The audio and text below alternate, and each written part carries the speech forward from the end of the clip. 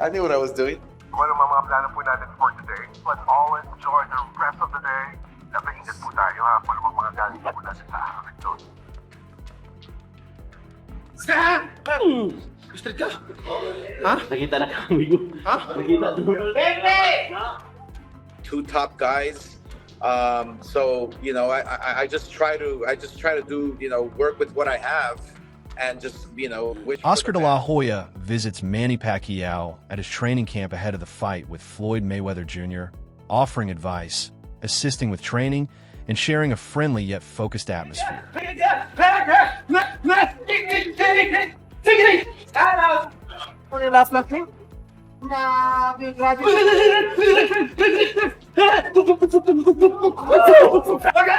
Oscar De La Hoya says that training with others inspires him to work harder, remain focused, and push beyond his limits.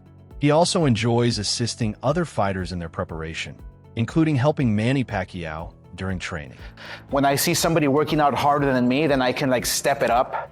The adrenaline kicks in. So yeah, and it's fun working out with people, with friends. Manny Pacquiao says that Oscar De La Hoya has long been a source of inspiration for him, adding that he continues to respect and admire De La Hoya's greatness and skill as a fighter.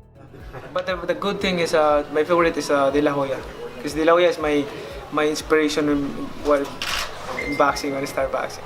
Even though I beat him, but I still look up to him because he's a good fighter. Oscar De La Hoya reflected on his fight with Manny Pacquiao, recalling how the defeat eventually led him to retire for boxing. He praised Pacquiao's punching power and described him as a truly exceptional champion. And then my last fight, I'm like a shell of myself. And Manny Pacquiao beats me, and he's the next champion. Oscar De La Hoya praised Manny Pacquiao for his strong passion for boxing, saying he always strives to deliver exciting fights for the fans and embodies the spirit of a true legend. And the warrior that Manny is, he's gonna be like, because I love to fight and I want to fight the best, and I've been watching boring fights and I want to come back and give a show. Manny Pacquiao believes that age is no barrier when passion fuels you and a true love for your craft keeps the fire alive. That's the evidence of you being a passionate with the sport. Like it's a like part of your life, a boxer, like to fight. And I grow in boxing as long as I'm still enjoying the training. Manny Pacquiao's trainer says Manny Pacquiao trains like a machine, constantly impressing everyone at the gym with his relentless dedication and grueling routine. He's a machine. He ran an hour. He did strength and conditioning with you, which is not easy. He ran the hour. He didn't realize that this gets a bit harder. And as we increase the rounds, he's got to pull back on the runs a little bit. Now he knows. He did strength and conditioning with you. He went all out. He worked hard, and now he's doing 1,600 sit-ups. Yeah, well, He's a machine. Yeah. What kind of machine is he? Huh? What kind of machine? Crazy machine. I don't know. He will, but as we increase this, we'll pull the running back shorter, faster. But you know, he knows. So now he knows what the training's about. We increase the train, we increase the stations, change it up all the time, so it's continually shocking his system, and we get the good results. It was a great workout this morning. He worked hard, as he always does. Manny Pacquiao trains intensely at camp, working on precise combinations, powerful footwork, and constant movement, demonstrating unwavering focus and determination as he gears up for another challenging fight.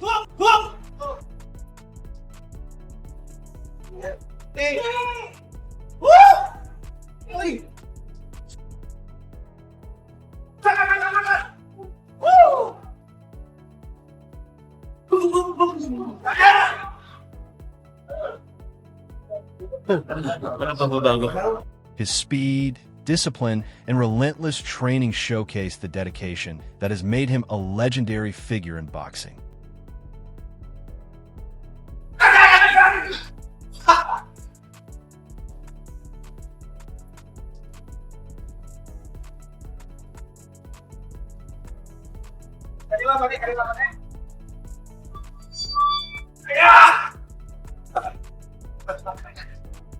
Kaya! Panat! Panat!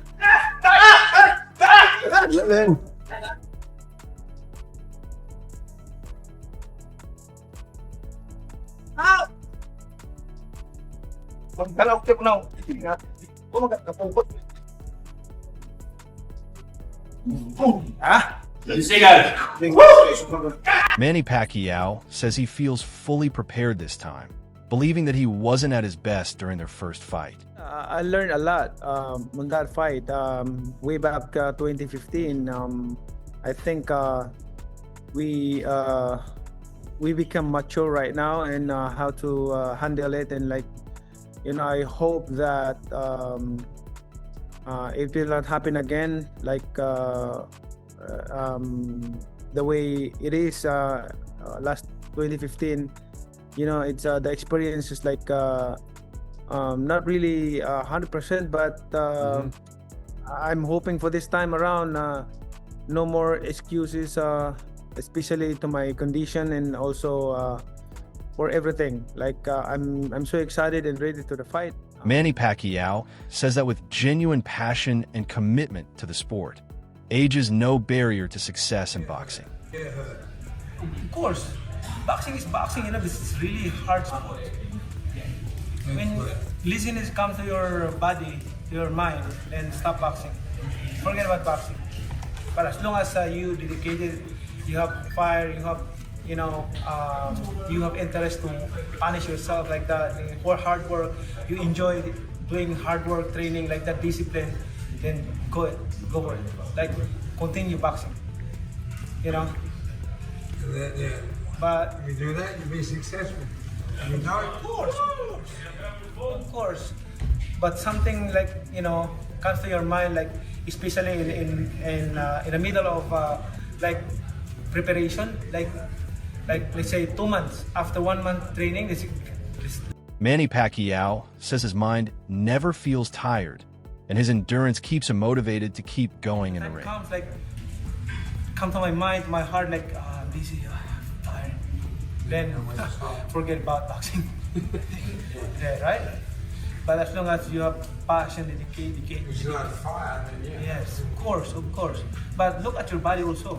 Sometimes your mind is active, but your body Mine stopped a long time ago. So that's why I'm trying. I'm trying to push myself, but God is not free.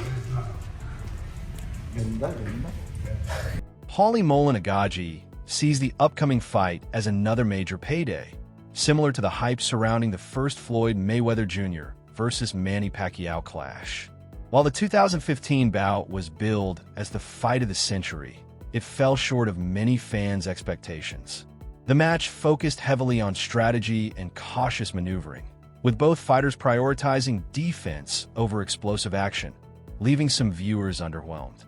Agaji notes, however, that despite the lack of fireworks, it still displayed high-level boxing intelligence, highlighting each competitor's skill and ring awareness. That one was also a little bit too late, and they didn't really fight with that passion and fire. It was more like, I'll dance, you dance, and if nobody gets hurt, we both win, And that's not really what fans want to see. Having said that, the first time around was for the championship of the world. Floyd was champion. Pacquiao was challenging him. I think Floyd had the WBC title at the time, so on and so forth. And you know what I say about, and at the time, it was still a fight that was viable within the whole world landscape of the welterweight division. This time around, it's not really a viable fight within the landscape of the welterweight division, but it's like I always complain about Canelo. As long as you don't take the belts with you and hold them hostage, and the sanctioning bodies allow you to hold them hostage, I don't mind guys doing this kind of thing. Let's face it. Is it the only time we've seen this? We've seen this time and again. I mean, Leonard did the third fight with Duran and Hearns in 1989. He points out that fights like these often generate massive financial opportunities for everyone involved, from promoters to broadcasters, making them as much business ventures as sporting events. Looking ahead, he suggests that the new matchup carries both opportunity and pressure. Fans naturally expect thrilling action and decisive moments, while fighters must balance careful strategy with entertaining performance. Agaji emphasizes that these high-profile bouts blend spectacle and sport, where preparation, tactics, and public expectations converge, creating high-stakes scenarios both inside and outside the ring. He wanted those fights, you know. So I mean, the rematch with Hearns and the third fight with Duran, you know. So you know, and I think those sold pretty good as well. You know, people got into it. Were they kind of duds? Yeah. I mean, the third Duran and Larin fight at the Mirage, people kind of are probably more forgetful about it. But regardless, the nostalgia aspect of it, like the champ said, is going to attract people. It's gonna you know, make people curious. There's also the aspect of it where the new fan base is always curious about the old-time fighters, which is why Tyson always gets views even today, because people are always curious about the Mike Tyson mystique, the Mike Tyson effect. So people that weren't able to be alive and wake up the morning of a Mike Tyson fight to know what that feels like, you know, want to feel that today. I promise you, it's nothing like it was in 1989 with Tyson, no matter what you guys want to feel. But regardless, I think people get curious about that. And I think this is going to be sort of the same. Andre Ward says that even though he has always been a huge fan of Floyd Mayweather Jr., the current situation is heartbreaking. He explains that with proper financial management, Mayweather could be enjoying a comfortable life today, reaping the rewards of his investments without worry. Ward points out that Mayweather had the tools to not only become a wealthy athlete, but also a highly successful promoter. Instead, poor financial decisions and reckless spending have left him in debt at this stage. He adds that it's painful to see such unmatched talent and boxing intelligence overshadowed by mismanagement outside the ring. Go back to Floyd Mayweather stating that he's going to continue to campaign and come back to the sport as a whole. I'm torn on this. Anybody that has followed me, they know that I'm a big Floyd Mayweather fan as a boxer. I've taken a lot from Floyd Mayweather. I've shouted Floyd Mayweather out.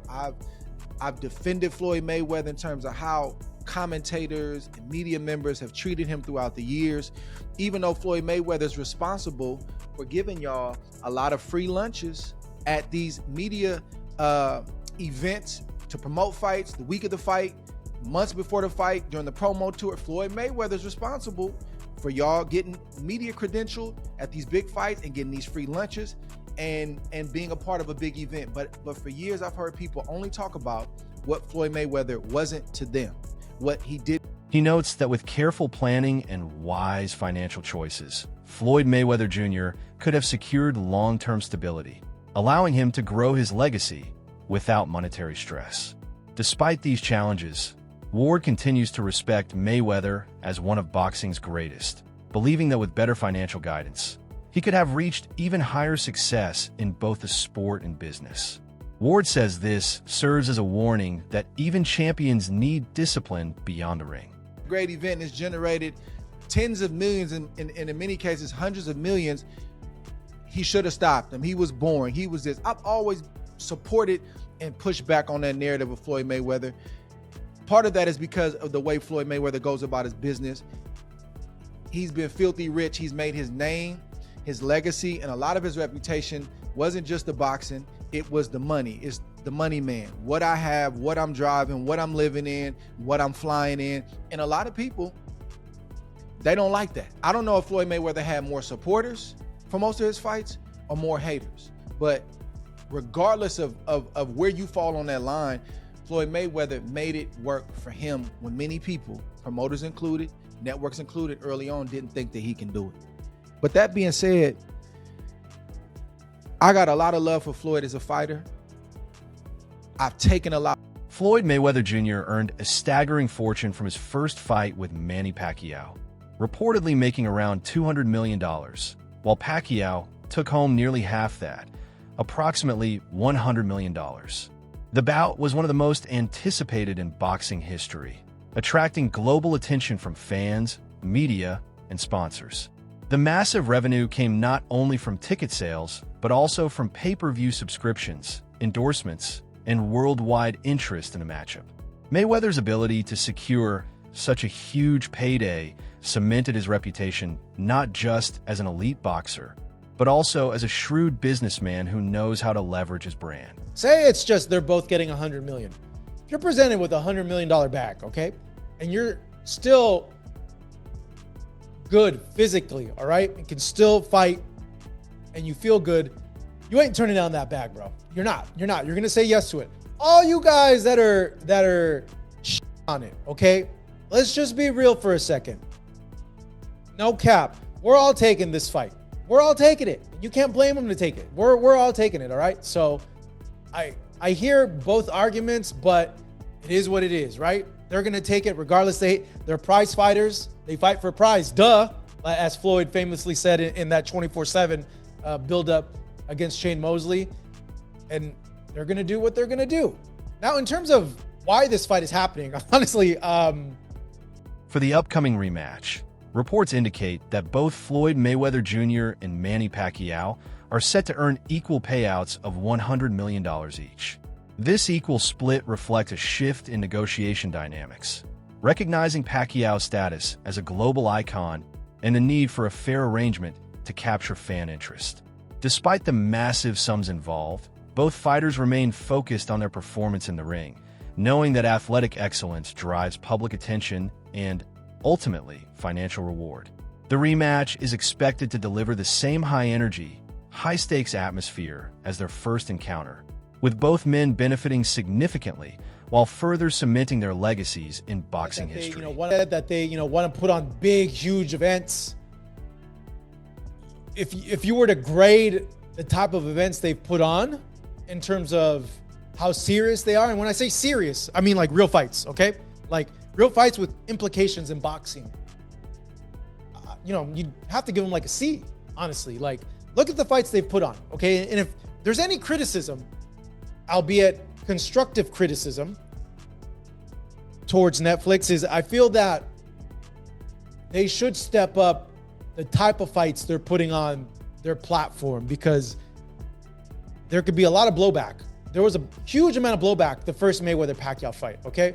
You had all this attention. Literally the whole sports world and a big part of the world was tuned in to this fight. And the fight was boring. Put people to sleep. Added Oladipo recently voiced his frustration over the continued focus on older boxing stars, particularly Floyd Mayweather Jr. He noted that by the time Mayweather returns to the ring, he will be nearing 49, an age when most fighters have long retired. Oladipo argues that this constant spotlight on veterans often overshadows the younger generation, who work hard to build their careers but struggle to receive the same recognition. He also suggested that these comeback fights are frequently driven more by financial incentives or media deals, such as Netflix promotions, than by genuine competition. When's it gonna stop? When are we gonna stop rolling out these old timers? And Floyd is an old timer, people. I think he's gonna be 49 by the time this fight rolls around. When are we gonna stop wheeling them out? Like, let it go. Let the youngsters come through and let them take the shine. Like, it's just getting, honestly, it's getting crazy. And I say all this, I will watch it. Of course I will watch it, because I'm a big Floyd fan and a big Manny Pacquiao fan. But like, the youngsters need their time to shine now. We've got a good group of youngsters. Good group of youngsters. I was in Vegas to watch Ryan Garcia. I looked around the ring. I saw Shakur Stevenson. I saw Keyshawn Davis. I saw Devin Haney, Teofimo Lopez. Like, we've got a good bunch. Let them have their shine. Don't need to see this anymore. Honestly, I really don't. Manny Pacquiao is in great shape, right? We saw him against Mario Barrios. He could have been a world champion. We haven't seen Floyd for a while. Obviously, he's been doing his exhibitions. He always looks in shape. That's a wrap for today's video. Stay tuned for more updates next time.